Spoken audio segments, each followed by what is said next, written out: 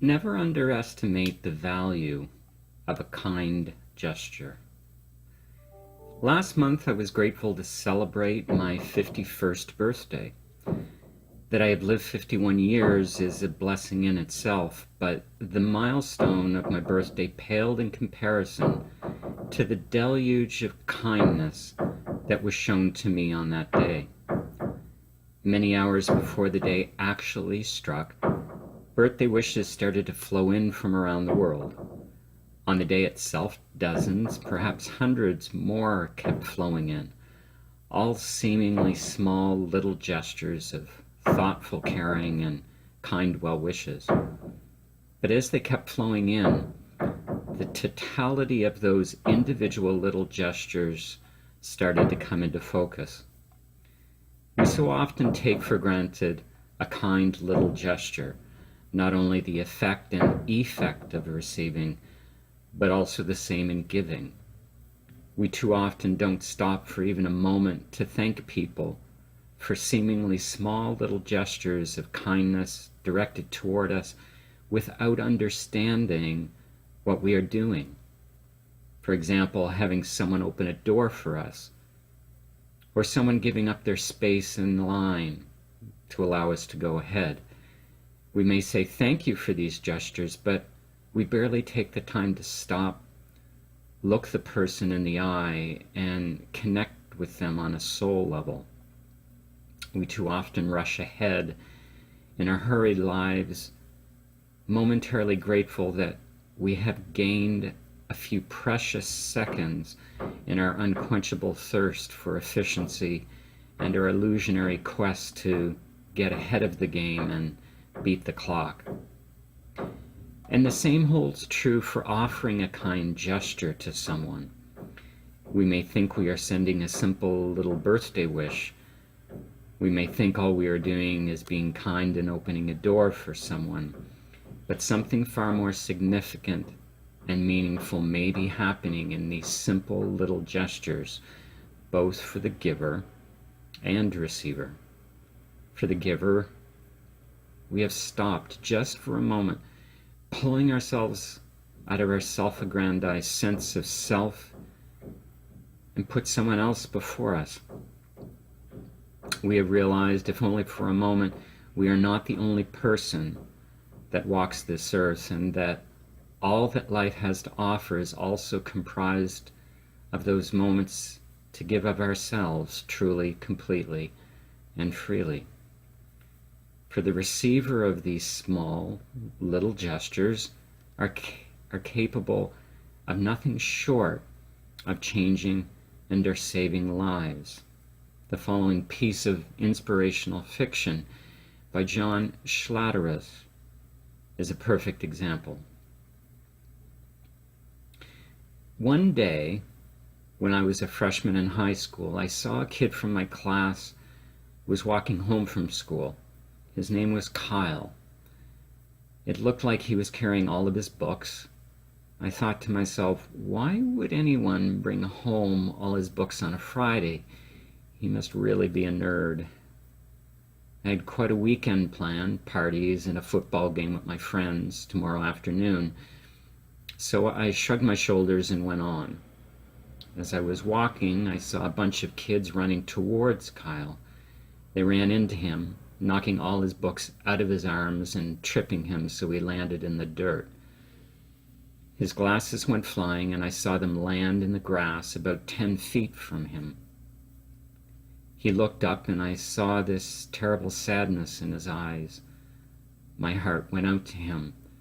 So I jogged over to him as he crawled around looking for his glasses, and I saw a tear in his eye. As I handed him his glasses, I said, "Those guys are jerks. They really should get lives." Kyle looked at me and said, "Hey, thanks." There was a big smile on his face. It was one of those smiles that showed real gratitude. I helped him pick up his books and asked him where he lived. As it turned out, he lived near me, so I asked him why I had never seen him before. He said he had gone to private school before now. I would have never hung out with a private school kid before. We walked all the way home, and I carried some of his books. He turned out to be a pretty cool kid. I asked him if he wanted to play a little football with my friends. He said yes.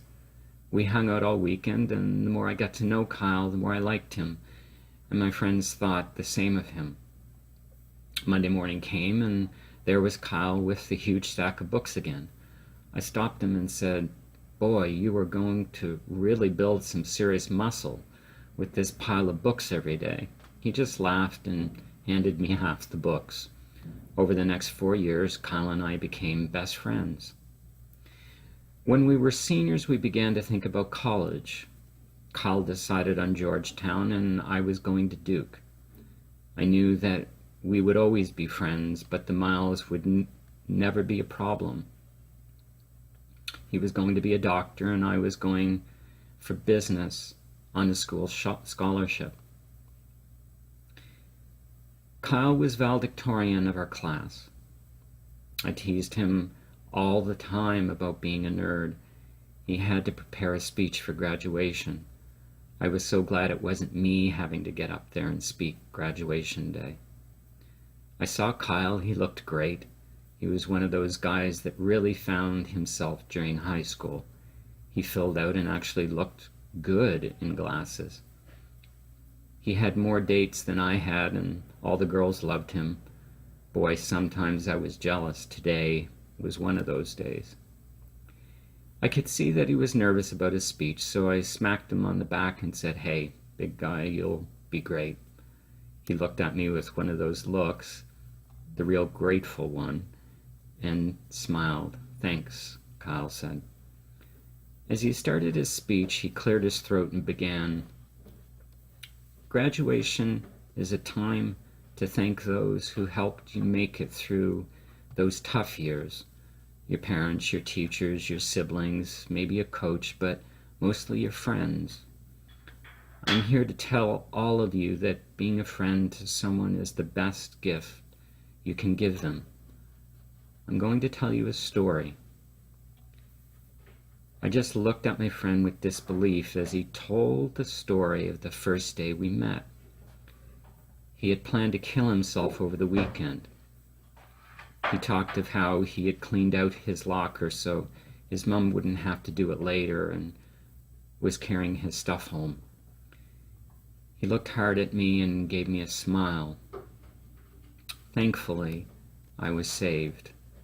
My friend saved me from doing the unspeakable. I heard the gasp go through the crowd as this handsome, popular boy told us all about his weakest moment. I saw his mom and dad look at me and smiling that same grateful smile. Not until that moment did I realize its depth. Never underestimate the power of your actions. With one small gesture, you can change a person's life for better or for worse. God puts us all in each other's lives to impact one another in some way. Look for God in others. What opportunities are there for you to receive and give kindness today? You may just be changing and or saving the lives of someone, including yourself.